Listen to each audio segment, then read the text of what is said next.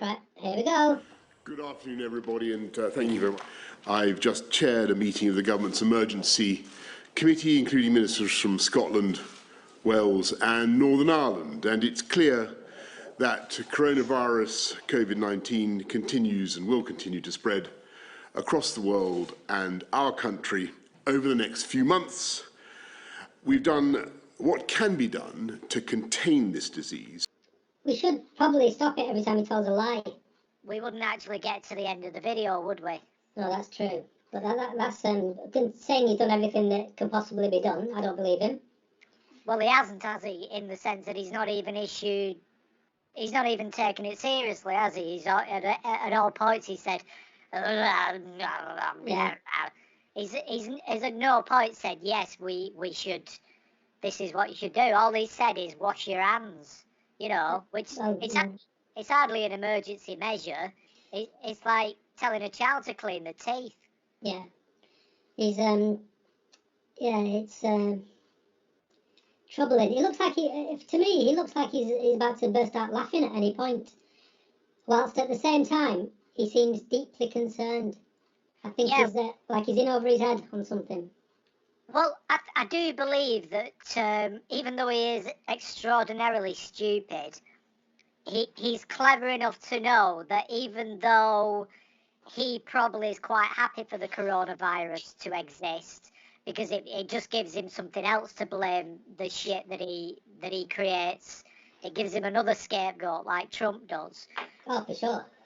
But he obviously has to put on this front of, oh my God, this is terrible, isn't it? Yeah. I know how you feel. Yeah. But he only actually took the coronavirus seriously shortly after one of his own cabinet ministers got the disease. Yeah, true. He doesn't care. If it didn't affect him, he wouldn't actually do anything about it. So it's like, I can bet you that the meeting that they just had, the Cobra meeting, was all about how can we protect the economy? How do we protect our friends? Yes, and what I really want to know is, was Sylvester Stallone there, as you'd expect?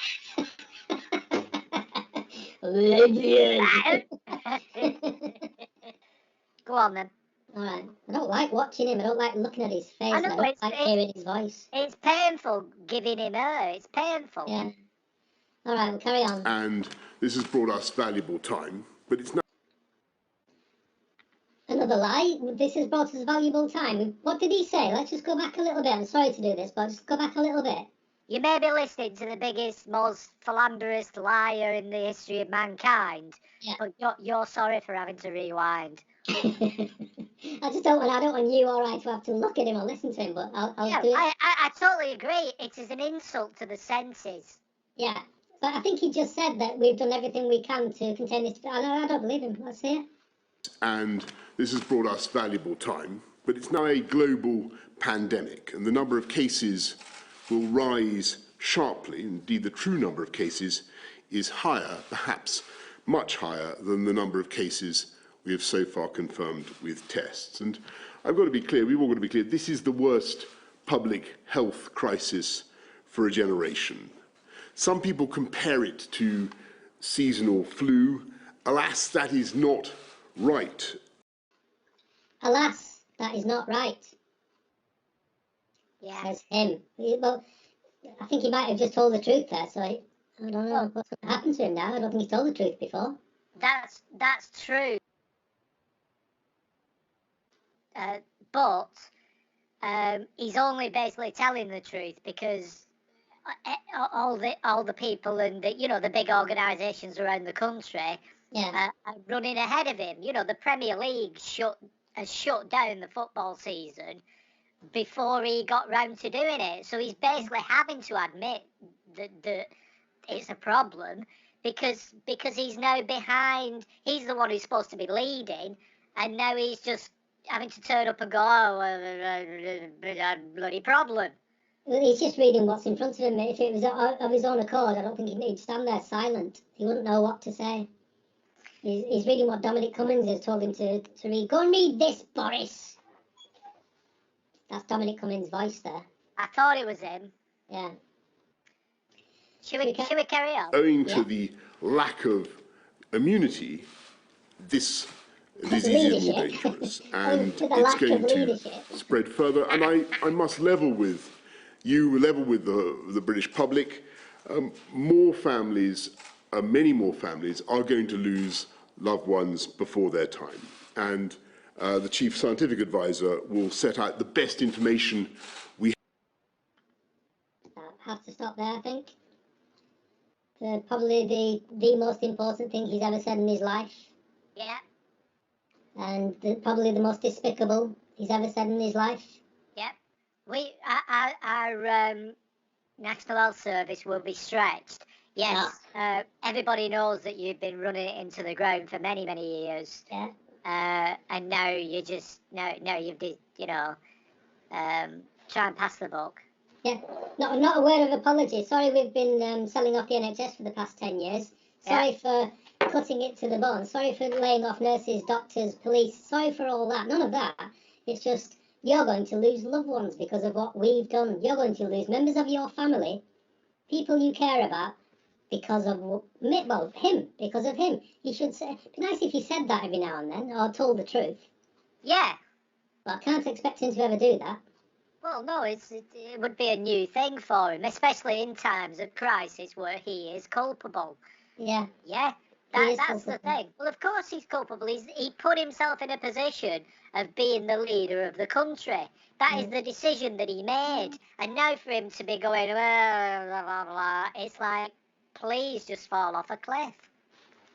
Well, it'd be nice if he just resigned. Let's put it this way, right? Had the rest of the country not started to take this seriously, yeah, right, he would have done nothing. He wouldn't have done anything. The only reason he's come out and he's making this statement and saying yes, this is a help, is because shops are shutting down, businesses, big large organisations are keeping the people away from work. The Premier League is shutting down. It's only because of that. He's not a leader. He's a yes man. The thing is, though, the system is set up to let people like him rule. That's how we've been governed by this sort of government for hundreds of years. I mean, for thousands of years. Yes. It's a constant. Yes, it is. But considering Brexit and now this, the coronavirus, he is now in a position where he has to be a leader, and he can't just be a bumbling figurehead of something which is intrinsically corrupt. Even the most stupid people of the UK must see how completely and utterly inept he is, in the same way that Donald Trump is. Yeah, apparently there's a big backlash in America at the moment because I saw an article yesterday saying his presidency is over.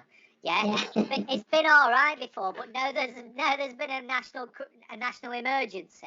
Yeah. People cannot conceive of him being in charge. So it's just that thing of like, all the blinkered people now are opening their eyes. Yeah. Well, are you supposed to feel sympathy for them? Yeah. They chose to be blinkered about what they were doing. Yeah, because it suited their purposes. And now it's a bigger thing than that, because coronavirus does not differentiate between class or race. It will affect anybody. And welcome to the real world. You know what I mean? Well, that's an interesting point. No sympathy for him. That's an interesting point, because the only reason that he's in power is because of the media. The media have manipulated the situation so far that they've made honest people believe bullshit. Yeah. Absolute lies. Complete and utter lies. Exactly. It only takes 10 minutes research to see that they're not telling the truth. And the other day he gave a press conference where he said, oh, don't go on cruises, or there might be in this press conference, I'm not sure. Don't go on cruises, which is a good point, because cruises, all of the air in cruises, on the cruises and in aeroplanes, is filtered into the system, so it's all the same air that they're breathing constantly, so the germs just go around the ship and they go around the aeroplane. So that's a good point, Boris. But the infrastructure that we have now in the NHS is crumbled. It's almost not non-existent, but it's a shame, because there are such good people working in the NHS, and I know them. they're almost in tears at what they've got to deal with before this coronavirus came. So now that they've got this pandemic of worldwide proportions and we've got Boris Johnson in charge, all you can do is weep, thinking we've got no chance. Yeah. The thing I don't agree with you on is that, yeah, he made a good point, but considering how much money is behind him, and he is the leader of, supposedly the greatest country in the world. Debate about that. So yeah, exactly. But so what if he made a good point? He gets patted on the back. People forget what a knobhead he is, and then pat him on the back when he makes a good point. And it's like, I can make a good point, but it doesn't mean that I should be running this country. So I have no time for him at all. I don't care if he makes a good point. Maybe it is. All right. The point I was making about him saying that one good thing, I know he's been told to say it by other people. It's not his. He doesn't understand it himself, I doubt.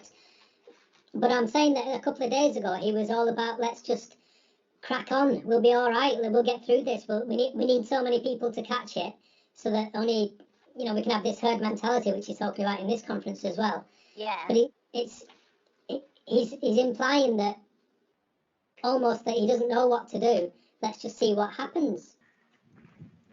The reason he doesn't know what to do is because what to do is to quarantine people, and that means that there is economic problems for the country, which is not what he wants, because in the end, it's money. So he has basically put the welfare of human beings second to finance, which is nothing new, as you know, and it's exactly what the Tories do. But what's happened is that because it's all happening very quickly, people are starting to go, well, this is wrong, yeah?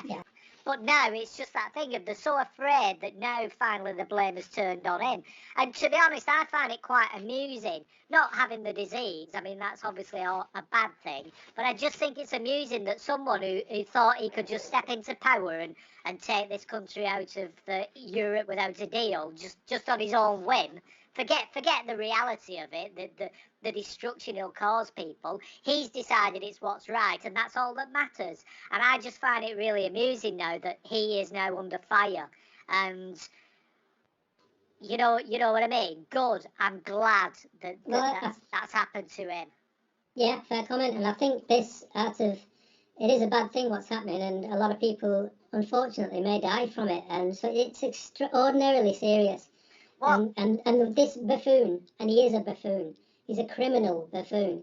Yeah. I think, and I'll say it again, he's out of his depth. He doesn't know what the hell he's doing. He's had such an unbelievably privileged life. If you just listen to his dad and the sort of things his dad says, you can just see where the man came from and what he thinks about people. And it's very little. He thinks very little about anybody but himself and his own. And the people who are funding him, the people who back him, the people who give him the money to be in power. And that's criminality in itself, which has never been investigated properly by any of the newspapers or the media of any country. So everything just gets demonised. If you stand against him or say anything against him, you get demonised. If you're on his side, you're given airtime. Yes. They're allowed to speak. And yet we...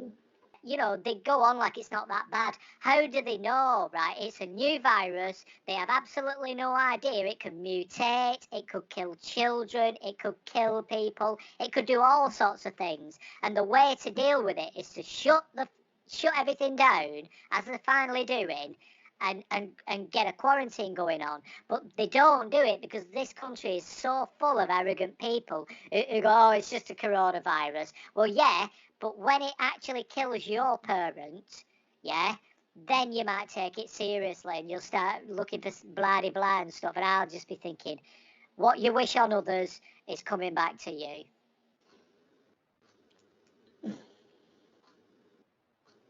I don't know what to say, really.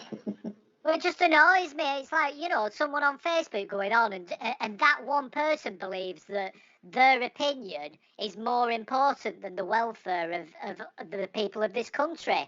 Yeah? If I had an ailing parent or a child, I'd even say if I had a child, because they say, oh, we don't affect kids. No, dickhead, it doesn't affect kids at the moment. right? But what you're doing in your arrogant, apathetic manner is you're saying, all right, well, we don't have to do anything about this virus that seems to spread very quickly, because that's the thing that's being warned about is the speed of it and the veracity of it, yeah? That it could mutate into something, and for all I know, it'll start picking kids off.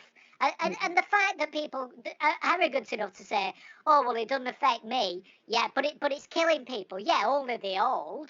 And I'm thinking, oh right, so that's fine, is it? So if old people die, that's not a problem, yeah. And at some point, I just think, I hope you get it. I hope you get it.